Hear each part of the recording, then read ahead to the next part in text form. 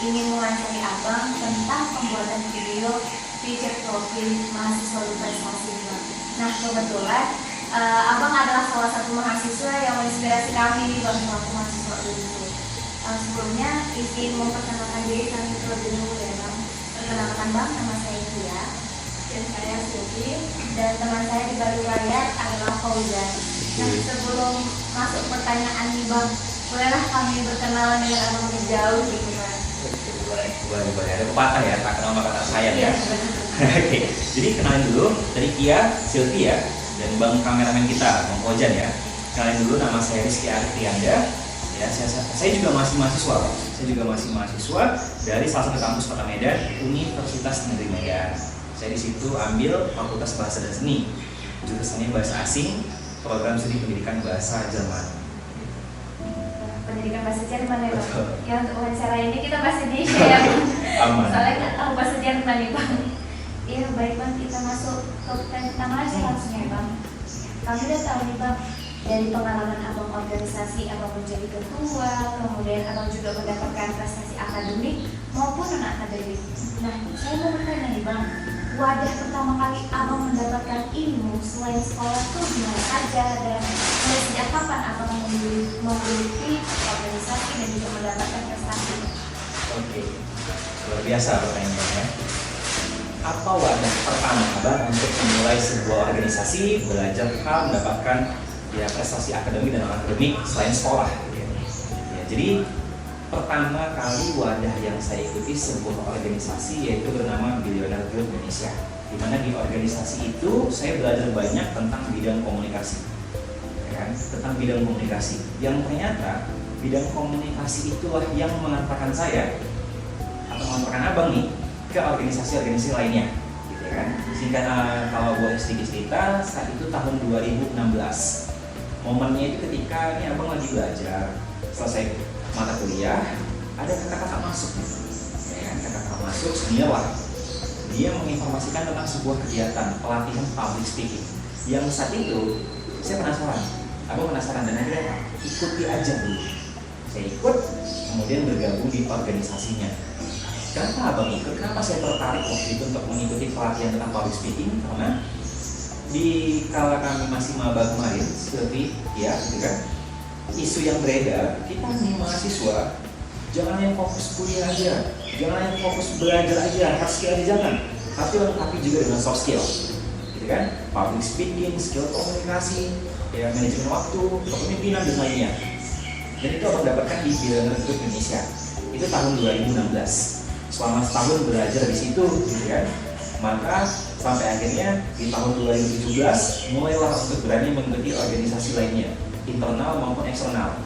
Di tahun 2017 saat itu, Abang untuk pertama kalinya berani mencalonkan diri untuk menjadi seorang pemimpin nih, walaupun skala kecil, skala jurusan gitu kan. Akhirnya tahun 2017, Abang mencalonkan diri sebagai ketua umum himpunan mahasiswa jurusan bahasa asing. Dan alhamdulillah dari 5 orang terpilihlah menjadi ketua umum. Banyak belajar selama setahun di HMJ gitu kan. Kemudian di tahun 2018 setelah selesai pengurusan KMJ itu aku harus naik level lagi nih, harus naik tingkat lagi nih. Gimana caranya jadi pemimpin yang kapasitasnya bisa bertambah lebih besar? Akhirnya tahun 2018 coba lagi untuk naik ke level yang lebih tinggi di bidang atau di organisasi bernama SMAF.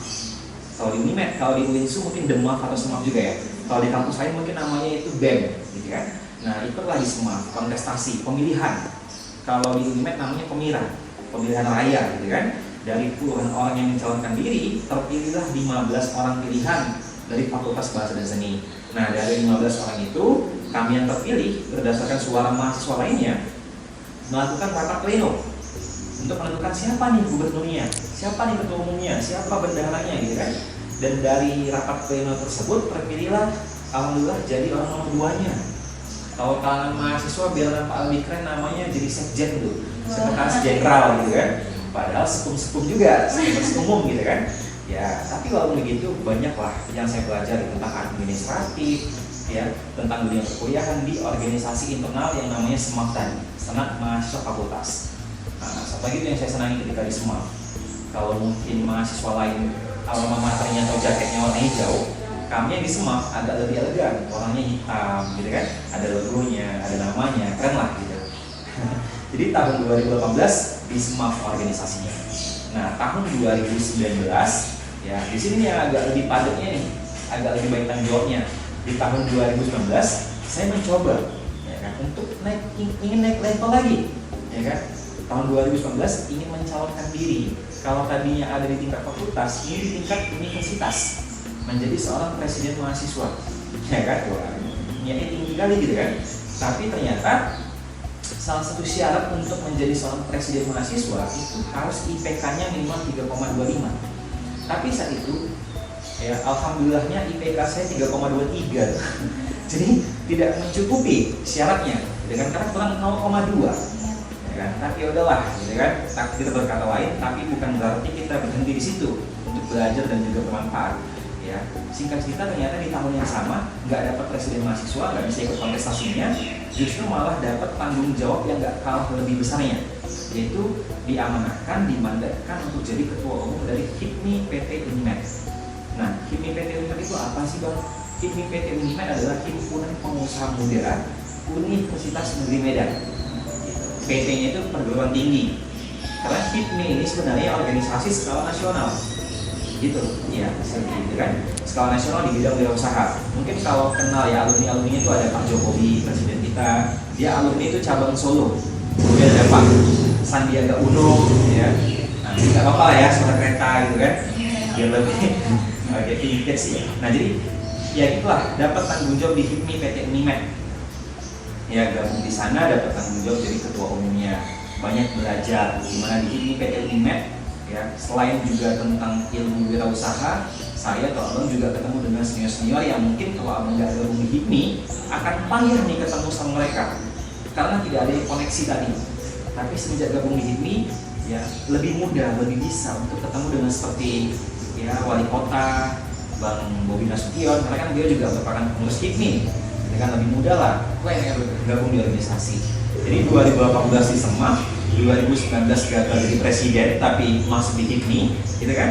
Nah di tahun yang sama juga setelah selesai di HIPMI PT Unimed, tahun 2020 organisasi saya berikutnya adalah diberikan tanggung jawab gitu untuk jadi pimpinan utama di salah satu anak usaha di Billionaire Group Indonesia, namanya Sumut Semina, di tahun 2020 sampai dengan sekarang. Bahkan mungkin terakhir di tahun 2021 saya mencoba untuk membangun sebuah komunitas biar bukan saya aja yang belajar tapi juga adik-adik yang ada di SMA juga bisa belajar. Jadi tahun 2021 saya membentuk sebuah komunitas bernama Cresco, Creative Student Community, di mana di Cresco ini fokusnya juga sama, self development, pengembangan diri, bidang komunikasi dan juga kepemimpinan, supaya anak-anak SMA zaman sekarang nggak seperti saya ketika masih SMA gitu, yang dulunya penakut, nggak berani ngomong, pasif ya, jadi lebih berani gitu. Makanya saya bangun, saya buat yang namanya Cresco, dan kurang lebih sampai sekarang sudah ada 80 member lah dari kurang lebih 11 sekolah yang ada di Kota Medan. Itulah kurang lebih singkat cerita dari 2016 sampai dengan tahun 2021 atau sekarang nih yang berkaitan dengan organisasi. Wah, keren banget ya Bang. Keren banget nih Bang, dari 2016 abang mulai itu semua hingga sampai sekarang ya Bang. Ada nggak nih Bang satu momen atau satu situasi yang memang membekas di benak abang, membuat kenangan tersendiri nih untuk aku gitu? Ada nggak Bang? Dalam hal pencapaian? Iya, dalam hal pencapaian. Oke, momen ya.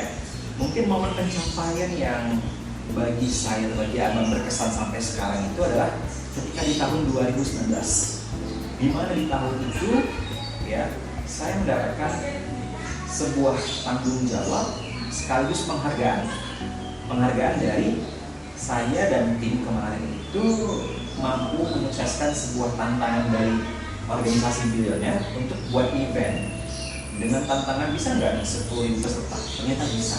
Dan 10.000 peserta tersebut kita kumpulkan hanya atau kita selesaikan hanya dalam waktu 3 bulan. Kenapa bagi saya itu menarik? Kenapa bagi saya itu berkesan?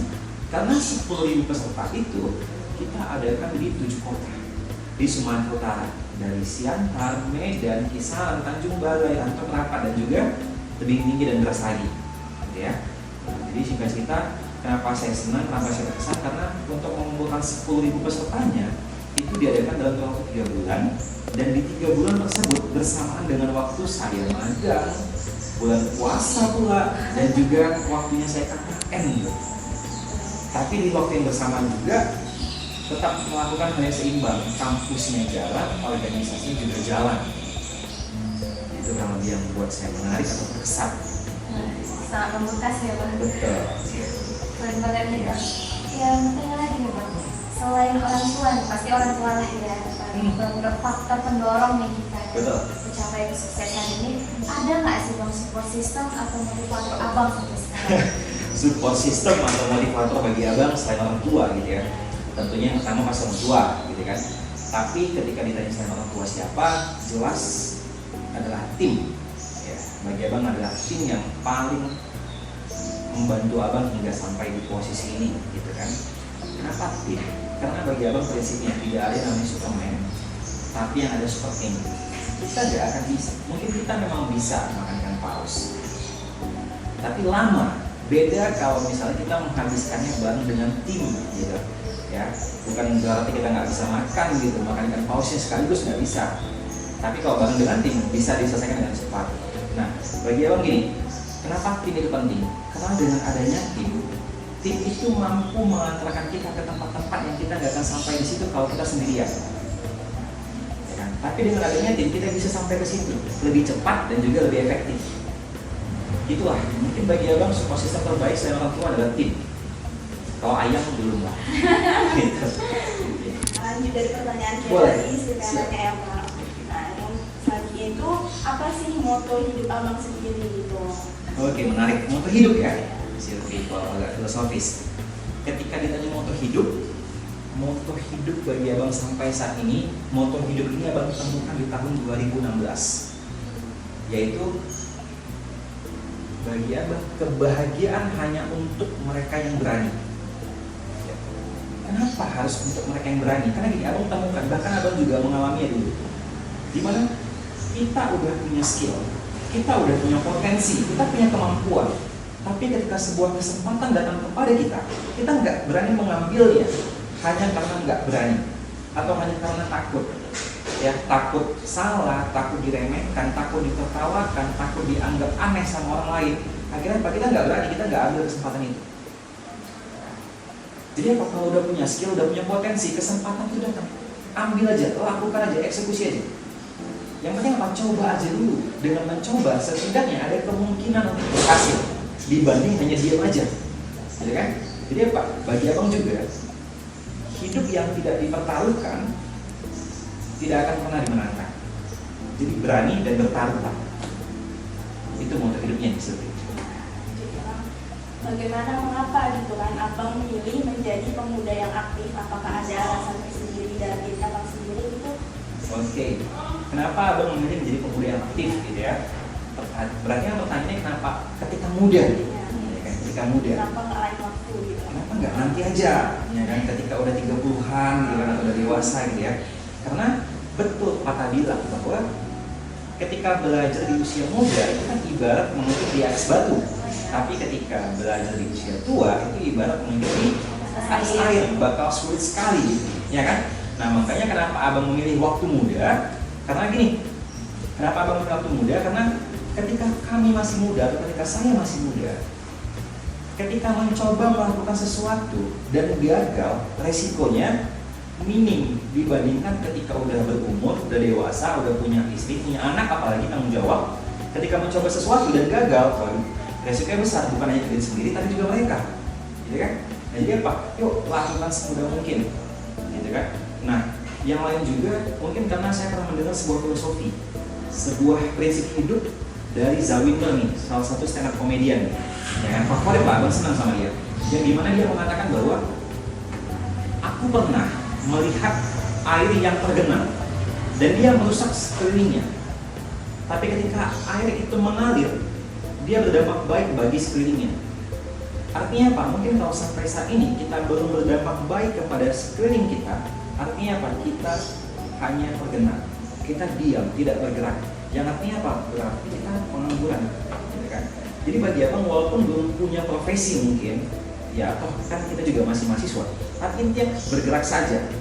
Sisihkan waktu setiap 24 jam itu untuk mempelajari hal-hal baru. Lakukan aja. Belum dapat uang dari situ, nggak masalah. Lakukan aja, dalami aja. Fokus di bidang itu. Ya kan? Lakukan aja. Karena bagi abang juga semesta benci kekosongan. Selagi kita bergerak melakukan sesuatu, pasti bakal ada benefit di sampingnya atau di baliknya. Mungkin memang nggak hanya melulu soal uang, tapi juga mungkin teman baru, pengalaman baru, ilmu baru, gitu ya. Gitu Bang. Iya Bang, selanjutnya itu apa sih tantangan sendiri yang abang rasakan ketika menjadi pemuda yang aktif di organisasi baik dimanapun? Oke, tantangan yang abang hadapi, ya wow, tantangan. Seperti yang abang katakan tadi atau yang sudah kita bahas di awal tadi bahwa kira-kira support system selain orang tua siapa? Berarti kan kita harap atau yang kita tahu support system utama kita adalah orang tua. Tapi bagi abang ternyata tantangan utama abang orang tua juga. Jadi ada di dua sisi orang tua. Satu sisi dia merupakan support system, dia pendukung, tapi satu sisi juga bisa menjadi tantangan. Kenapa? Karena mungkin pola pikir yang dimiliki oleh orang tua adalah mereka bermain aman.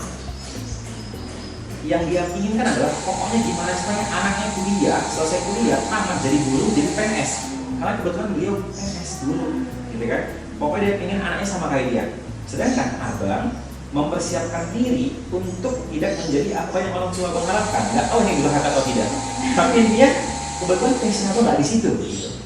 Tapi yang abang ambil adalah mungkin orang tua abang berpikir seperti itu bukan karena dia nggak sayang, justru karena dia sayang. Dia takut anaknya nggak bisa hidup dari melakukan apa yang dia lakukan saat ini. Karena mungkin pekerjaan yang dia tahu hanya guru, polisi, ya kan? Yang dimana mungkin pendapatannya bulanan gitu, jadi lebih aman hidupnya dibanding menjadi seorang pengusaha ataupun entrepreneur yang dimana pendapatannya itu mungkin hari ini dapat besok belum tentu, gitu kan? Jadi itu sih bagi abang tantangan sebenarnya adalah juga orang tua, karena ada batasan-batasan yang diharapkan abang nggak melakukan itu, gitu kan? Tapi bagaimana caranya supaya abang tetap bisa melakukan hobi abang, ya bidang yang abang mau, dengan cara membuktikan ke dia bahwa bisa loh Ma, bisa loh Pak, hidup dari sini, ini buktinya, ya kan? Nah jadi apa? Kalau bagi abang ketika berhadapan dengan orang tua tidak setuju dengan apa yang kita lakukan, jangan buktikan dia salah, tapi buktikan kita benar. Gitu. Itu tantangannya. Selanjutnya itu apa sih yang abang ingin lakukan dalam 10 tahun ke depannya gitu untuk diri abang sendiri? Oke, apa yang saya lakukan, apa yang ingin abang lakukan di 10 tahun mendatang? Ya, ingin ada di posisi seperti apa? Ketika bertanya tentang 10 tahun yang akan mendatang, waduh itu agak jauh nih sebenarnya. Tapi itu pula yang abang suka juga sebenarnya. Karena hobi abang seni menggambar hidup tuh. Seni menggambar hidup, abang senang melamun, abang senang menghayal. Tapi bedanya, mungkin kalau orang lain menganggapnya itu halu ya, menghalu. Tapi kalau abang lebih ke bercita-cita. Bedanya halu sama cita-cita adalah ketika halu dia memikirkan sesuatu tapi random gitu. Aku ingin, nah gitu aja. Tapi kalau dia bercita-cita, berplanning, dia menghayal tapi detail. Jadi apa? Abang mempersiapkan contoh 10 tahun yang akan mendatang, aku ingin ada di posisi ini. Pertanyaannya, dari posisi sekarang, tangga apa aja yang harus aku siapkan untuk bisa mencapai di 10 tahun yang akan datang itu? Tadi pertanyaannya kan, ingin ada di posisi apa? Gitu ya. Jadi tahun 2032, abang ingin ada di posisi di mana di saat itu abang menjadi ahli di dua bidang. Yang satu adalah bisnis manajemen, yang kedua adalah skill komunikasi. Pertanyaannya, kenapa harus ahli bang? Kenapa harus bisnis manajemen bang? Kenapa harus skill komunikasi bang? Yang pertama, kenapa harus ahli? Kenapa harus ahli? Karena gini, nggak apa-apa kita ahli di sebuah daerah kecil. Yang penting pelajari satu bidang, kuasai bidang itu, jadi ahlilah di bidang itu dan jadi nomor 1. Nggak bisa se-Indonesia, se-Sumatera Utara, nggak bisa se-Sumut, se-Kota Medan, nggak bisa se-Kota Medan, setembung aja, terus ya, sedesa gitu, ya. Jadi ahli supaya apa? Kita jadi top of mind di pikiran orang. Ketika orang butuh sesuatu, solusi yang muncul pertama kali di kepalanya adalah kita. Itulah kenapa ahli, harus ahli. Kemudian yang kedua, kenapa skill komunikasi? Karena gini, yang abang tahu tentang konsep bisnis adalah supply and demand, gitu ya. pendapatan, kebutuhan dan juga penawaran. Nah, kalau kita bisa menyelesaikan masalah orang lain, pasti selalu ada benefit, ada keuntungan di balik itu, ya kan? Makanya fokusnya jangan sama uangnya, tapi fokusnya pada solusinya. Kalau orang punya masalah, kita ciptakan solusinya, pasti bakal ada uang dari situ. Ini agak kasar nih ngomongnya gitu kan. Tapi kenapa komunikasi, Bang? Karena ada sebuah survei yang membuktikan bahwa ternyata 7 dari 10 orang di Indonesia masih terkendala sama skill komunikasinya. Oke lah, kalau ngomong survei kan terlalu lebar. Sebulan ini Abang baru turun ke kelas-kelas ke setiap fakultas yang ada di Universitas Negeri Medan. Abang langsung terjun ke sekolah-sekolah ya, untuk sharing, untuk cerita ke mereka tentang skill komunikasi. Dan di awal selalu Abang tanya ke mereka, siapa di kelas ini yang masih terkendala kemampuan skill komunikasinya ketika ngomong di depan banyak orang, di depan umum, yang masih punya penyakit 4G, gugup, gagap, grogi, dan gemetar. Coba angkat rekan-rekan saya dan tahu 21 dari 23 orang yang ada di kelas semuanya angkat tangan masih terkendala sama skill komunikasinya. Poinnya apa? Berarti kan ini adalah sebuah peluang nih. Banyak orang yang punya masalah terhadap skill komunikasinya. Kalau Abang punya solusi atas masalah mereka, ini peluang besar. Gitu kan? Itulah makanya kenapa Abang pingin fokus di skill komunikasi. Kemudian kenapa harus bisnis manajemen, Bang? Supaya skill komunikasinya bisa dibisniskan. Itu kurang lebih. Terakhir Bang, Betul. pesan untuk para pelajar maupun kami sendiri sebagai mahasiswa dari Abang sendiri. Oke, untuk pesan untuk mahasiswa, untuk mahasiswa atau untuk mahasiswa ya, yang mungkin pesan ini pun untuk saya juga nih, gitu ya. Mungkin pesan yang ingin saya sampaikan adalah ketika kuliah nih, ya, Abang itu kuliah dari tahun 2016 sampai tahun 2022 ini, gitu ya, agak lama memang. Tapi hal yang paling menyenangkan bagi Abang adalah ketika Abang bisa bayar uang kuliah, kemudian bisa membeli barang-barang yang Abang ingin, tidak lagi bergantung sama orang tua, tapi menghasilkan sendiri. Dan yang paling menyenangkannya lagi adalah menghasilkannya dari melakukan hal yang Abang suka, gitu. Ya. Nah, poinnya apa? Mungkin orang bilang yang Abang lakukan itu adalah ketika Abang menemukan passion, ya kan? Pertanyaannya, mungkin pesan yang Abang sampaikan adalah selama semasa kuliah, kalau bisa kita harus temukan 2 hal yang kita bisa sama hal yang kita suka. Maksudnya apa itu, Bang? Hal yang kita bisa sama hal yang kita suka, ya. Hal yang kita bisa adalah hal-hal yang kita pelajari di kampus, jurusan kita, ya, kebiasaan kita. Sedangkan hal yang kita suka biasanya kita dapatnya di luar, di organisasi, di komunitas, ya. Kalau kita udah mampu cari 2 hal tersebut, kita bakal ketemu passion kita bisa menghasilkan dari melakukan apa yang kita sukai. Mungkin contohnya ya, Abang, kebiasaan Abang adalah kemampuan bahasa, kemampuan komunikasi, gitu ya. Yang dimana jurusan Abang adalah bahasa Jerman, gitu ya, komunikasi. Hal yang Abang suka adalah hal yang berkaitan sama bisnis, sama usaha, gitu kan. Makanya Abang cari komunitas, cari organisasi yang berkaitan dengan bisnis. Karena bisnis tidak diajari di fakultas Abang, tidak diajari di prodi Abang. Sedangkan Abang ingin hidup dari kemampuan komunikasi. Jadi Abang gabungkan 2 hal itu. Hal yang Abang bisa komunikasi dapatnya di kampus, hal yang kita suka dapatnya di organisasi. Karena kan kalau untuk pindah-pindah kampus lagi, daripada mengaku salah jurusan karena nggak merasa mendapatkan apa yang kita sukai di kampus, mending cari referensinya lain atau jalan keluar lain dengan cara gabung di organisasi di tempat lain, gitu. Jadi seimbang dia. Mungkin itulah pesan yang bisa disampaikan ke kawan-kawan mahasiswa. Jangan kupu-kupu. Kuliah pulang. Betul. Terima kasih banyak Bang atas waktunya ya. Mungkin itu saja beberapa pertanyaan yang ingin kami ajukan ke Bapak. Begitu banyak nih informasi dan juga ilmu yang bisa kami dapatkan, bahkan bisa aja kami terapkan ya Bang. Terima kasih banyak Bang. Maaf sudah mengganggu waktunya. Terima kasih. Nah, itu tadi teman-teman semuanya, bagaimana profil dan juga prestasi dari beliau. Itu saja. Wassalamualaikum warahmatullahi wabarakatuh. Waalaikumsalam.